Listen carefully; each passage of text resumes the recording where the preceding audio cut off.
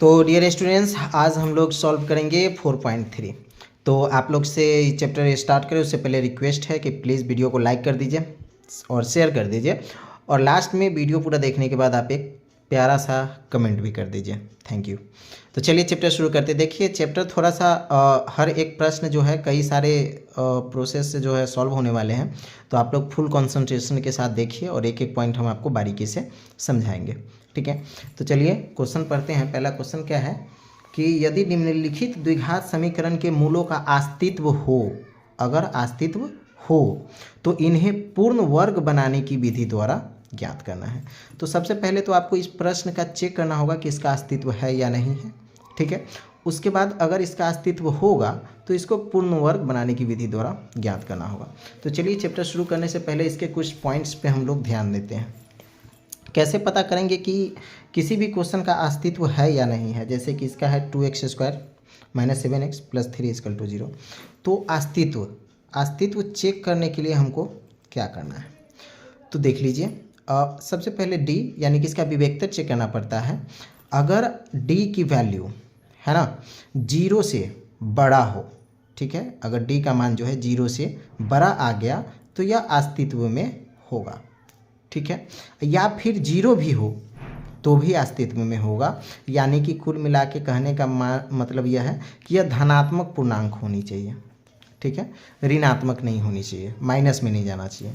तो चलिए हम चेक करते हैं। तो डी निकालने के लिए, विवेक्तर निकालने के लिए क्या फॉर्मूला होता है, b² - 4ac। ठीक है, इस फार्मूला पे हम लोग काम करते हैं। तो उसके बाद d निकलेगा, जो इसकी वैल्यू आएगी तो उसे हम चेक करेंगे कि यह सही है या नहीं है। तो चलिए हम क्वेश्चन बनाते हैं। यहाँ पे मैंने क्वेश्चन लिख भी लिया है। ठीक है, तो सबसे पहले तो हम इस क्वेश्चन का अस्तित्व चेक करेंगे। तो अस्तित्व चेक करने के लिए आपको पता है क्या करना है, और d = b² - 4ac पर जो है इसको चेक करना है। ओके, तो चलिए, तो यहाँ पे जो है इस क्वेश्चन को देख लीजिए। यहाँ पर a b की वैल्यू आपको पता चल जाएगी। मैं यहाँ साइड में बता देता हूँ। a की वैल्यू कितनी हो जाएगी, 2। ठीक है, b की वैल्यू इसमें क्या हो जाएगी, -7। ओके, और c की वैल्यू हो जाएगी 3।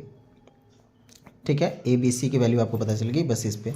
तो b² यानी कि -7 का स्क्वायर -4a यानी कि 2 और गुने c यानी कि 3। चलिए इसको सॉल्व कर लेते हैं। तो 7 × 7 = 49, इसका वर्ग हो गया। 4 × 3 = 12, 2 × 24, ये 24 हो गया। अब इसको माइनस कर देंगे। 9 में से 4 गया 5, 4 में से 2 गया 2, 25। यानी कि ये देखिए जो है d की वैल्यू जो है 0 से बड़ा है और प्लस में है, धनात्मक पूर्णांक है, यानी कि यह इसका अस्तित्व है। तो इसका जब अस्तित्व है तो हमको इसको सॉल्व करना है पूर्ण वर्ग बनाने की विधि द्वारा। तो चलिए यहाँ पे लिख देते हैं पूर्ण वर्ग बनाने की विधि द्वारा। पूर्ण वर्ग बनाने की विधि द्वारा जो है हम इस प्रश्न को हल करेंगे। तो सबसे पहले हम यहाँ पे लिख लें 2x² - 7x + 3।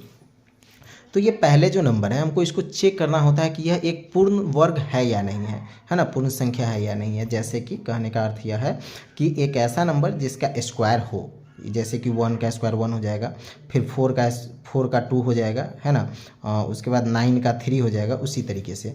तो 2 तो एक पूर्ण संख्या नहीं है क्योंकि इसका पूर्ण वर्ग नहीं होता है। तो हम क्या करेंगे कि इस 2 से सभी में भाग कर देंगे। तो यहाँ पे लिखना होगा 2 से भाग करने पर। ठीक है, तो 2 से भाग करेंगे तो ये 2 से कट जाएगा 2, तो x² बच जाएंगे। इसमें 2 से भाग करेंगे तो ये 7/2x हो जाएंगे और +3/2 हो जाएंगे = 0। ओके, अभी देखिए, अभी हमको क्या करना, ये जो है हमारा a की वैल्यू हो गया a²।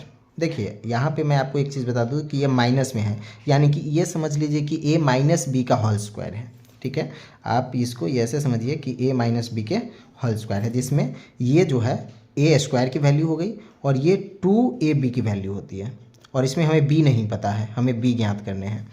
अर्थात हमारे कहने का मतलब है कि यहाँ पे देख लीजिए कि a² जिसमें a की वैल्यू x है, ठीक है, a की वैल्यू x है, और 2ab की वैल्यू 7/2 है, x है। ठीक है।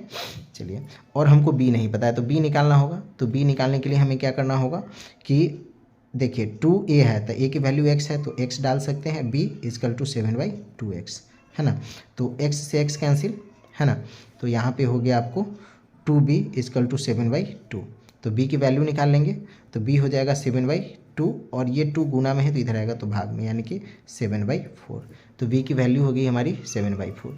तो जो ये b की वैल्यू आई है इसको हमें एक बार क्या करना है कि इस समीकरण के साथ प्लस करना है और एक बार हमें माइनस करना है, ठीक है। तो चलिए वही करते हैं। तो x माइनस 7/4, ठीक है, इसका होल स्क्वायर, और एक बार हमें क्या करना है कि प्लस करना है। तो ये प्लस माइनस माइनस ही हो जाएगा तो 7/4 इसका whole square plus 3/2। Okay, simple. अब हम क्या करते हैं कि इसको दोनों को अलग कर देते हैं। तो x माइनस 7/4 इसका होल स्क्वायर इजकल टू, ये माइनस है तो प्लस हो जाएगा 7/4 प्लस 3/2। ओके, स्क्वायर में है। तो चलिए इसका स्क्वायर जो है हम सॉल्व करते हैं। 7 7 49 और 4 चौका 16 प्लस 3/2। सॉरी, यहाँ पे जो है साइन चेंज हुआ, जब ये बराबर की इधर आएगा तो माइनस प्लस हो जाएगा और प्लस माइनस हो जाएगा, तो ये माइनस हो गया, ठीक है, माइनस का चिन्ह हो जाएगा।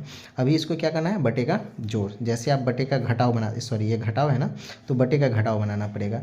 इसमें 16 और 2 का एलसीएम निकालेंगे तो कितना हो जाएगा 16, ठीक है, 16 एकम 16 49 और माइनस 2 8 16 8 3 24, ठीक है, घटा देंगे। 9 में से 4 गया 5, 4 में से 2 गया 2, तो हो गया 25/16। ये बटे का घटा हो गया 25/16, है ना। यानी कि इसको जब हम सॉल्व किए तो हमारा आंसर है 25/16। यानी कि इस कल्टू में हम लिख सकते हैं x माइनस 7/4 का होल स्क्वायर इजकल टू 25/16, ठीक है। ये स्पेस खत्म, तो थोड़ा सा पेज चेंज करना पड़ेगा। इतना तक समझ में आ गया। अब इससे आगे का प्रोसेस हम लोग करेंगे। तो चलिए यहाँ से अब सॉल्व करेंगे। तो अभी क्या करते हैं, इस स्क्वायर को इधर से हटा देते हैं। तो स्क्वायर को जब इधर से हम हटाएंगे तो इधर क्या होगा, रूट चढ़ जाएगा, 25/16 रूट में हो जाएगा, ठीक है। अब हम इसका क्या करेंगे, रूट तोड़ेंगे। जब हम रूट तोड़ेंगे तो क्या हो जाएगा कि ये प्लस माइनस में आएगा, यानी कि 25 और 4, 50 25 4 चौके 16 प्लस माइनस 5/4।